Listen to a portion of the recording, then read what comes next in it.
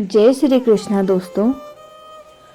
तो आज मैं आपको सुनाने जा रही हूँ शिव पार्वती विवाह की कथा।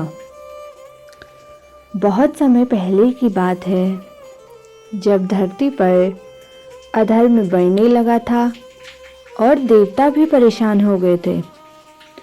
उस समय एक राक्षस था जिसका नाम तारकासुर था।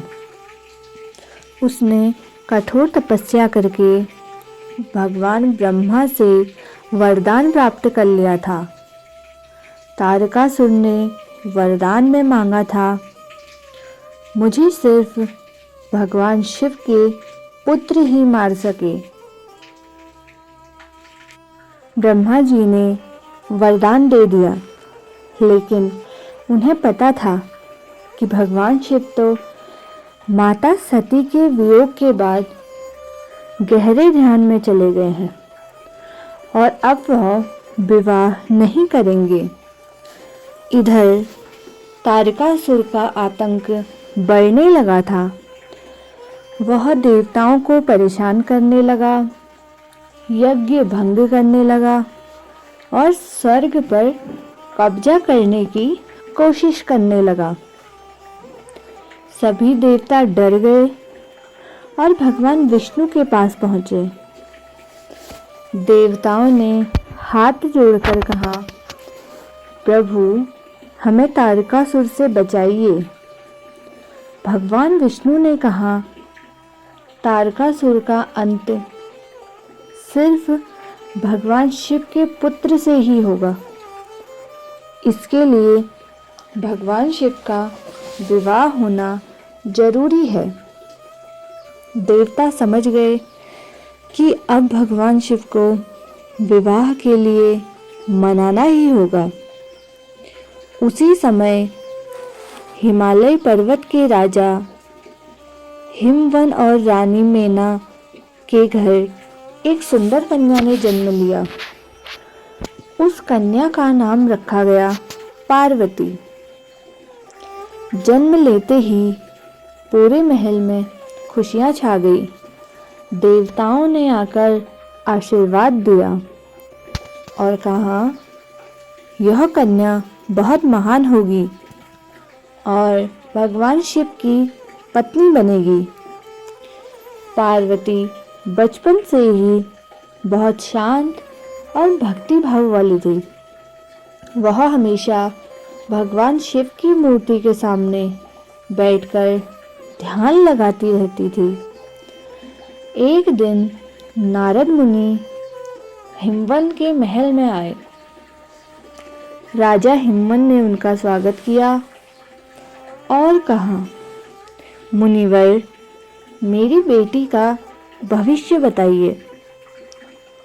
नारद मुनि ने पार्वती को देखा और मुस्कुराकर बोले, यह कन्या कोई साधारण कन्या नहीं है, यह माता सती का ही पुनर्जन्म है और इसका विवाह भी भगवान शिव से ही होगा।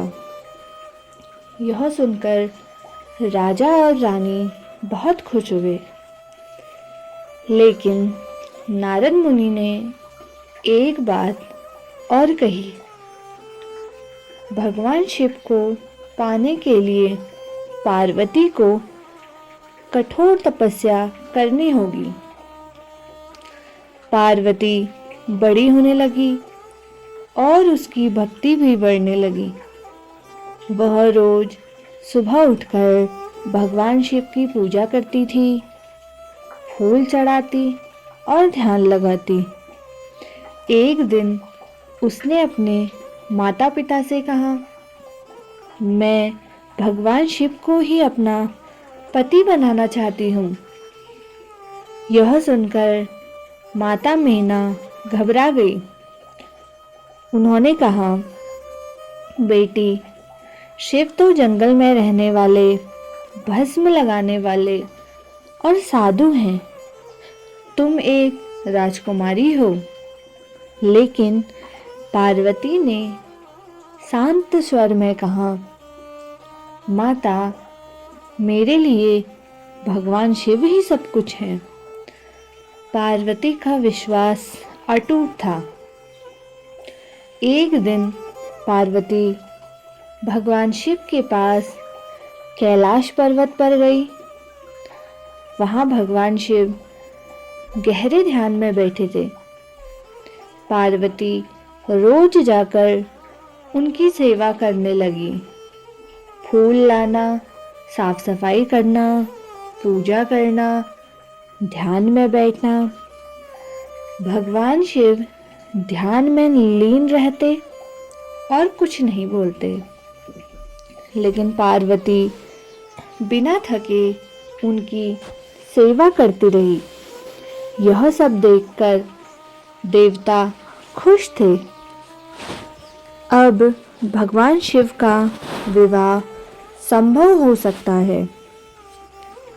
देवता भगवान शिव का ध्यान तोड़ना चाहते थे ताकि वे पार्वती की तरफ ध्यान दें।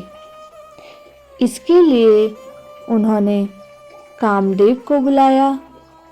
कामदेव ने कहा, मैं भगवान शिव के ध्यान को भंग करने की कोशिश करूंगा। फिर एक दिन कामदेव ने अपना पुष्प बाण भगवान शिव की ओर चला दिया और यहीं से कहानी में बड़ा मोड़ आने वाला था। कैलाश पर्वत पर उस समय बहुत शांत वातावरण था। ठंडी हवा चल रही थी। पक्षी मधुर स्वर में गा रहे थे और भगवान शिव गहरे ध्यान में बैठे थे। पास ही माता पार्वती उनकी सेवा कर रही थी। कामदेव ने पेड़ के पीछे छुपकर भगवान शिव को देखा। उन्होंने अपने धनुष पर पुष्प बाण चढ़ाया और धीरे धीरे से भगवान शिव की ओर चला दिया। जैसे ही पुष्प बाण भगवान शिव के हृदय के पास पहुंचा, अचानक उनकी आंखें खुल गई। भगवान शिव ने चारों तरफ देखा और समझ गए कि किसी ने उनके ध्यान को भंग करने की कोशिश की है। उनकी तीसरी आंख खुल गई और तेज अग्नि निकलने लगी। कामदेव डर गए। भगवान शिव ने क्रोध में आकर अपनी तीसरी आंख से अग्नि प्रकट की और कामदेव उसी क्षण भस्म हो गए। कामदेव के भस्म होते ही उनकी पत्नी रति जोर जोर से रोने लगी। वह भगवान शिव के चरणों में गिर गई और बोली, हे महादेव, मेरे पति ने जो किया यह देवताओं के कहने पर किया। कृपया उन्हें जीवित कर दीजिए। रति का रोना सुनकर भगवान शिव का हृदय पिघल गया। उन्होंने शांत स्वर में कहा, रति, तुम्हारे पति अब शरीर के रूप में नहीं रहेंगे, लेकिन वे अनंग रूप में संसार में रहेंगे। यह सुनकर रति थोड़ी शांत हो गई। भगवान शिव ने देखा पार्वती रोज उनकी सेवा कर रही है, तो उन्होंने सोचा, मुझे पार्वती की भक्ति की परीक्षा लेनी चाहिए। एक दिन भगवान शिव ने एक साधु का रूप धारण किया और पार्वती के पास पहुंच गए। साधु बने शिवजी ने कहा, बेटी, तुम किसकी तपस्या कर रही हो? पार्वती ने हाथ जोड़ के कहा, मैं भगवान शिव को पति के रूप में पाने के लिए तपस्या कर रही हूँ।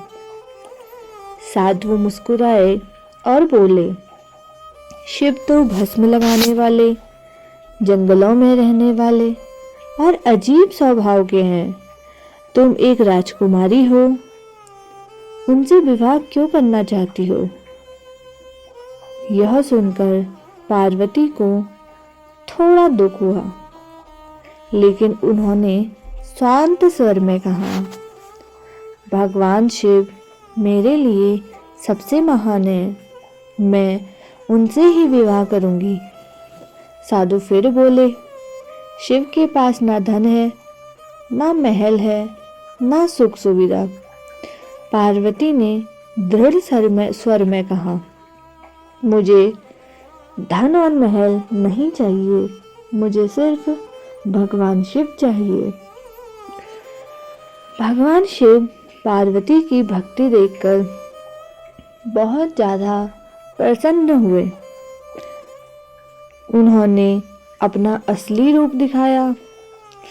पार्वती भगवान शिव को सामने देखकर भावुक हो गई और उनके चरणों में गिर गई। भगवान शिव ने कहा, पार्वती, तुम्हारी सच्ची भक्ति देखकर मैं तुमसे विवाह करूंगा। लेकिन भगवान शिव ने कहा, तुम्हें कुछ समय और तपस्या करनी होगी। पार्वती जंगल में चली गई और कठोर तपस्या करने लगी। वह कई दिनों तक सिर्फ फल खाकर ही रही, फिर सिर्फ पानी पीकर और अंत में बिना कुछ खाए तपस्या करने लगी। उसकी तपस्या से पूरा ब्रह्मांड हिलने लगा। देवता फिर से भगवान शिव के पास पहुंचे और बोले, प्रभु, अब पार्वती की तपस्या पूरी हो चुकी है, कृपया उनसे विवाह कर लीजिए। भगवान शिव मुस्कुराए और उन्होंने हाँ कर दी। अब पूरे कैलाश में, हिमालय में विवाह की तैयारी शुरू होने वाली थी। जब भगवान शिव ने माता पार्वती से विवाह करने के लिए हाँ कर दी, तब यह खबर पूरे देवलोक, हिमालय लोक में फैल गई। सभी देवता खुश हो गए, क्योंकि अब तारकासुर के अंत का मार्ग खुल गया था। उधर हिमालय पर्वत पर राजा हिमवंत और माता मैना को भी यह शुभ समाचार मिला। पूरा महल खुशी से झूम उठा। हर तरफ दीपक जलाए गए, फूलों की सजावट होने लगी और विवाह की तैयारी शुरू हो गई। माता मैना ने पार्वती को गले लगाकर कहा, बेटी, आज मेरी इच्छा पूरी हो गई है। पार्वती मुस्कुराई और बोली, माता, यह सब भगवान शिव की कृपा है। देवता भी इस विवाह को भव्य बनाना चाहते थे। भगवान विष्णु, ब्रह्मा जी, इंद्र और सभी देवताओं ने मिलकर विवाह की तैयारी शुरू कर दी। चारों तरफ मंगल गीत गाए जाने लगे, स्वर्ग से फूलों की वर्षा होने लगी। भगवान विष्णु ने कहा, यह विवाह पूरे ब्रह्मांड का सबसे महान विवाह होगा। उधर कैलाश पर्वत पर भगवान शिव की बारात की तैयारी शुरू हुई। लेकिन भगवान शिव की बारात बहुत अलग थी। उनकी बारात में देवता ही नहीं बल्कि भूत प्रेत, गण योगी, साधु और नाग भी शामिल थे। नंदी बैल सबसे आगे चल रहे थे। भूत प्रेत नाच रहे थे। डमरू और नगाड़े बज रहे थे। भगवान शिव अपने शरीर पर भस्म लगाए, गले में सांप पहने, जटाओं में गंगा और चंद्रमा धारण किए बारात लेकर चल पड़े। जब हिमालय के महल में खबर पहुंची कि शिव जी बारात लेकर आ गए हैं तो सब लोग खुश थे। लेकिन जैसे ही बारात महल के पास पहुंची, लोग डर गए। भूत प्रेत, नाग, अजीब साधु और डरावने गण देखकर माता मीना घबरा गई। उन्होंने कहा, मैं अपनी बेटी की शादी ऐसे वर से नहीं करूंगी। माता मीना रोने लगी। पार्वती ने अपनी माता को समझाया, माता, भगवान शिव जैसे दिखते हैं वैसे नहीं हैं। उनका हृदय बहुत पवित्र है। लेकिन माता मैना मानने को तैयार नहीं थी। तब भगवान विष्णु ने भगवान शिव से कहा, प्रभु कृपया अपना सुंदर रूप दिखाइए ताकि माता मीना शांत हो जाए। भगवान शिव मुस्कुराए और तुरंत अपने भयानक रूप को छोड़कर सुंदर रूप धारण कर लिया।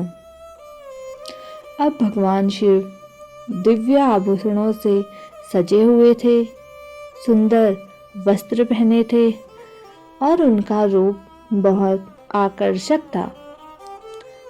उन्हें देखकर माता मीना की आंखों में खुशी के आंसू आ गए। उन्होंने कहा, अब मैं अपनी बेटी का विवाह भगवान शिव से खुशी खुशी करूंगी। अब शुभ मुहूर्त भी आ गया। पूरे महल में वेद मंत्र गूंजने लगे। पार्वती लाल वस्त्र पहनकर मंडप में आई। भगवान शिव भी मंडप में विराजमान हुए। ब्रह्मा जी ने विवाह की विधि शुरू कराई। हवन कुंड जलाया गया, मंत्र पढ़े गए और भगवान शिव ने माता पार्वती का हाथ थाम लिया। 7 फेरे लिए गए और भगवान शिव ने पार्वती को अपनी पत्नी के रूप में स्वीकार कर लिया। पूरे ब्रह्मांड में खुशी की लहर दौड़ आई। देवताओं ने फूलों की वर्षा की और मंगल गीत गाए।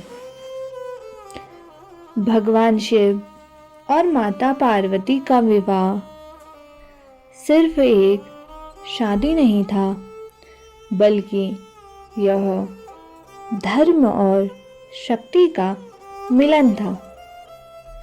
इस विवाह के बाद भगवान कार्तिकेय का जन्म हुआ, जिन्होंने आगे चलकर तारकासुर का अंत किया और शिवजी के पुत्र के द्वारा ही तारकासुर का अंत हो गया। तभी से शिव पार्वती का विवाह एक आदर्श विवाह माना जाता है। जो भी इस कथा को श्रद्धा से सुनता है, उसके जीवन में सुख, समृद्धि और शांति, प्रेम आता है। तो बोलिए शिव जी और पार्वती की जय हो। तो भक्तों, अगर आप लोगों को यह कथा पसंद आई तो हरि कथा चैनल को लाइक करें, सब्सक्राइब करें और ऐसी ही कथा सुनने के लिए कथा को ज़्यादा से ज़्यादा शेयर करें। जय श्री कृष्ण, जय श्री राधे।